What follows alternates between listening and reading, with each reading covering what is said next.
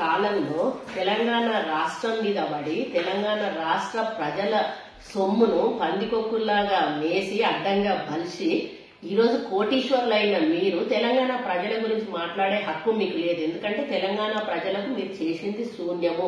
అమరులైన వాళ్ళ గురించి పట్టించుకున్నారా? అమరుల కుటుంబాలకు ఏమన్నా చేశారా? జైళ్లలో పోయిన వాళ్ళకేమన్నా చేశారా?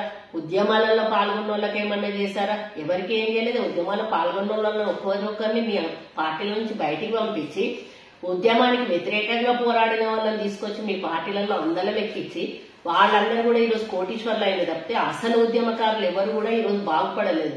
అటువంటి పరిపాలన మీరు అందించి అడ్డంగా ప్రజాస్వామ్యను దోచుకొని తిని ఈరోజు దొంగల్లాగా తిన్నారు కాబట్టి ప్రజలు మిమ్మల్ని బయటికి పంపించి మమ్మల్ని ఈరోజు అధికారంలోకి తీసుకొచ్చారు. కాబట్టి ఇది గమనించి మాట్లాడితే బాగుంటుందని కేటీఆర్ గారికి హెచ్చరిస్తాము.